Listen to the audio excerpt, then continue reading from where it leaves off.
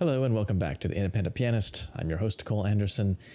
Before I get into the main content of today's video, I did want to do a quick invite. I'm playing a concert this Sunday with my good friend and collaborator Ava Packiam. It's in the Osher Recital Hall at San Francisco Conservatory, which is a beautiful hall on the 11th floor of the Bose Center with a great view of the city. And apparently the Blue Angels will also be starting their show right around 3 p.m., so we're going to have some company probably for the second half of our concert. But it's free and open to the public, so if you happen to be in the area and you can stop by, I'd love to see you there. It'll be a great concert. So the subject of today's video is a piece by the currently active Peruvian-Spanish composer Mónica Cárdenas.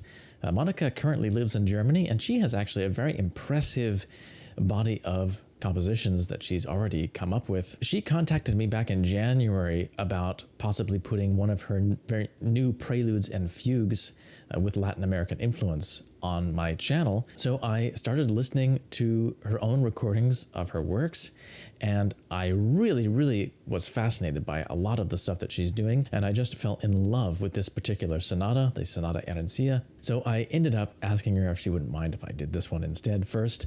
But I'm quite interested in doing some more of her music after doing this piece. It's such an amazing, beautiful piece. Mónica did send me a program note on this piece, so I'm going to read that actually right now, a little bit of it. So yes, here we go.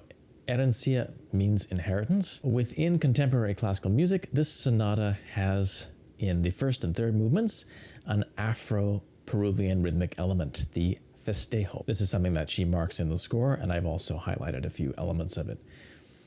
This rhythm from the Peruvian coast is a dance of the black population of Peru with African roots. The second movement is a waltz, and then the third movement we go back to the festejo. This piano sonata is called Herencia, inheritance, because Peru inherited rhythms from African culture from the conquerors who arrived in Peruvian lands in the 16th century, who brought with them African slaves. So it has an absolutely fascinating background to it, but it's not simply of anthropological interest. The piece is actually very moving and powerful. Mónica invokes the idea of a sonata, and it does indeed use forms typically associated with the sonata. So the first movement is a kind of imaginative and somewhat condensed reworking of the sonata form idea, the first movement sonata form idea that we run into so often in all those classical sonatas by Beethoven and Haydn and whatnot. The last movement is a kind of rondo version, and then the middle movement is a very free fantasy-like waltz. So the festejo rhythm has a number of rhythms actually that seem to be associated with it. I actually found one in particular, one part of the festejo rhythm, which seems to come back again and again and ties the first and third movements together quite strongly. So it's this rhythm, which you can see in the kind of main theme of the first movement, and I'll play a couple of different sections where this particular rhythmic motive is really highlighted.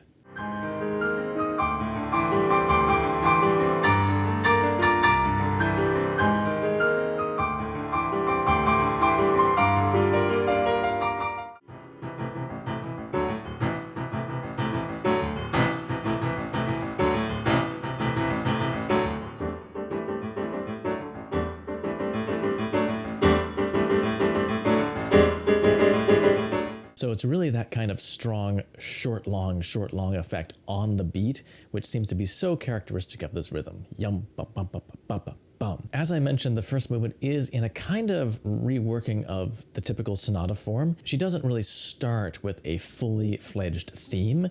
We start with this kind of reflective mood, and there are fragments of this festejo rhythm. You can see I've kind of marked here this kind of on the beat, short, long rhythm already starts, and it's wonderfully fantasy-like. The harmonies kind of wander a little bit, and in general throughout the piece there's kind of an ambiguity as to tonal center, which I find to be just absolutely irresistible. So ostensibly we are starting more or less in the key of F, but it's always a little bit ambiguous. Is it really F major or D minor or something else? And I actually really love that kind of ambiguity and flowing nature to the harmonies.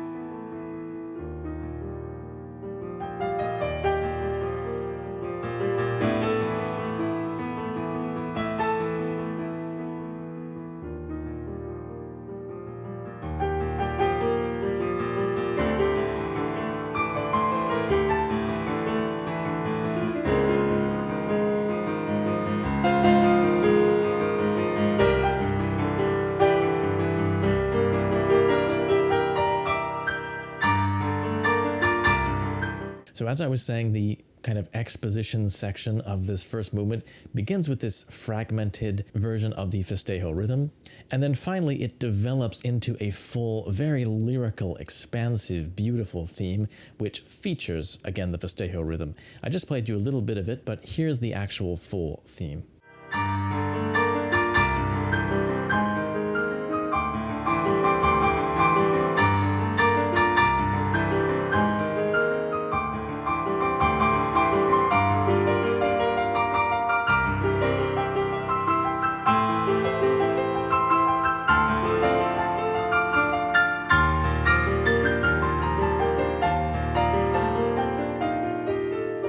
Then after that, there's a wonderful kind of sequential pattern to round out the exposition, and we move on to a free development section. The development section also seems to start as if we were in some kind of a dream before launching into that really vigorous rhythmical version of the festejo, the full festejo rhythm now, really in dance form. Then there's a beautiful kind of a transition, and then we get a recapitulation. A slightly shortened recapitulation, but we get the main theme again in its full statement, and we also get that closing sequential motive and a little coda. So it's really that recapitulation which seals the deal that this is indeed something which is supposed to suggest sonata form, and it really does do that beautifully. Well, she puts her own kind of twist on sonata form, which I think is really wonderful. Sonata form is a very durable idea which has been used so often, and still people are coming up with great ways of using it. In the second movement, we get a little bit of a break from the festejo. Instead, we get this beautiful, wistful waltz. There's also this opening motive, this falling second opening motive, which you should take note of because that does tie the movement together.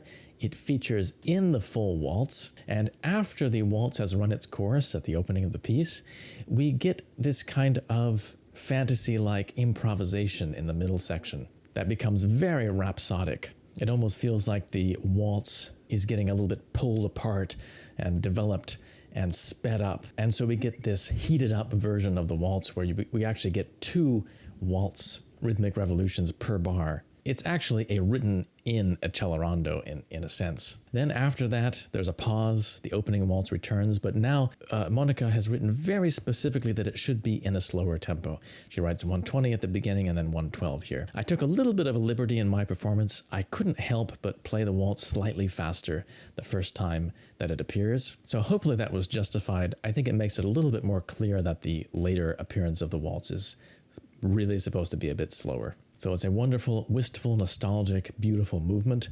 And then we get a spectacular last movement to round out the sonata. And as I mentioned, this is kind of a rondo-like form, so an A, B, A, C, A kind of structure. And we start with a very vigorous, powerful version of the festejo rhythm, and this intro is going to come back throughout the movement.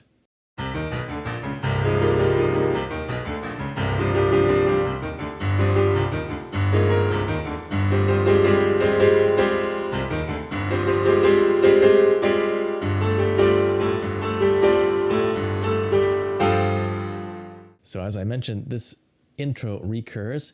It's used as a transition between all the sections, the main sections of the rondo form. So then we get this very beautiful, generous kind of opening theme, which in mood is kind of reminiscent of that main theme from the first movement.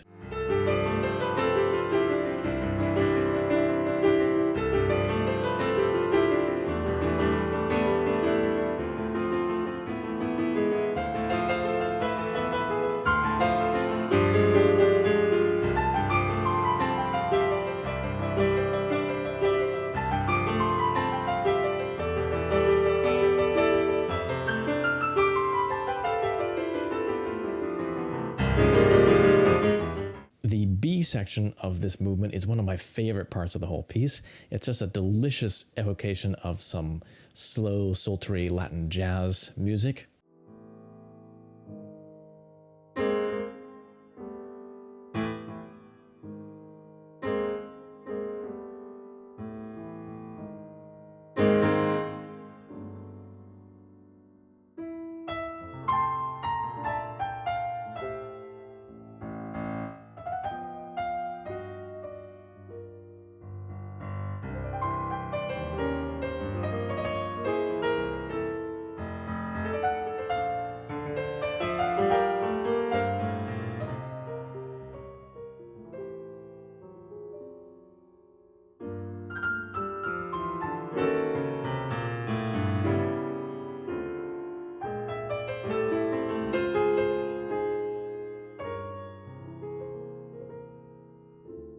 Then after the A section comes back, we get another episode, a C section, and here Mónica includes a suggestion of the Peruvian instrument, the cajon. I never actually knew before. I'd seen this percussion instrument used, but I never knew it actually originated in Peru. So you probably have run into this before. It's kind of a box. The performer sits on it and uses it as a percussion instrument. And it can actually create a wide variety of tones depending on what part of the hand you use and where you strike the instrument. So that's why in this cajon-inspired section, there are actually two pitches. There's kind of a deeper pitch and a higher one. And the cajon-inspired rhythm mixes in with the festejo rhythm, and it all culminates in this inspired callback to the first movement development. Let me show you a few sections side by side so you can kind of hear how that works.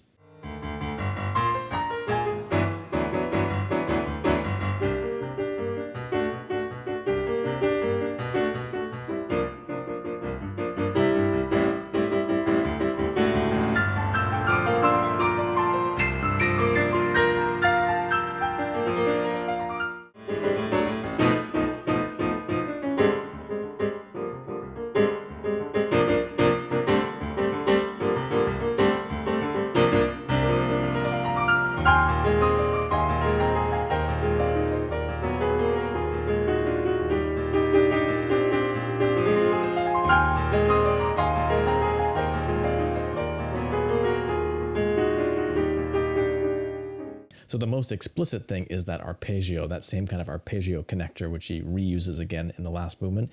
And you just instinctively, you kind of recognize, oh, yes, it's coming back from the first movement. And then there's a fantastic coda, really dazzling coda that took quite a bit of practice to actually be able to play successfully.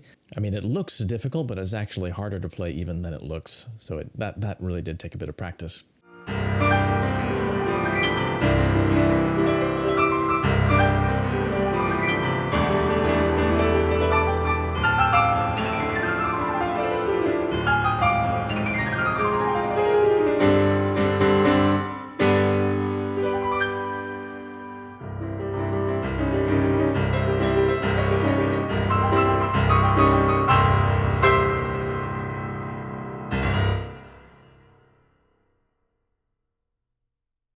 So really a fantastic piece of music. It's really been an honor for me to work on this and study this piece. I'm always excited working on pieces by composers who are actually active right now. So I strongly recommend taking a look at Mónica's work.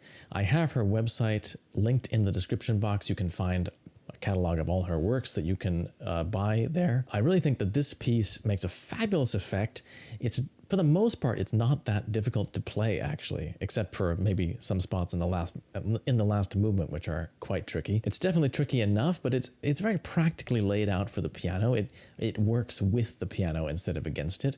So very, very good for pianists, intermediate to advanced pianists who want to just have a beautiful piece of music that also has a very interesting backstory. So that's it. Thank you again, Mónica, for contacting me. I'll be in touch too because I'd be very interested in doing some more of your music. Check out Mónica's website and also come see me play this Sunday if you happen to be in San Francisco. Otherwise, just keep practicing. Take care until next time. This is Cole Anderson signing off.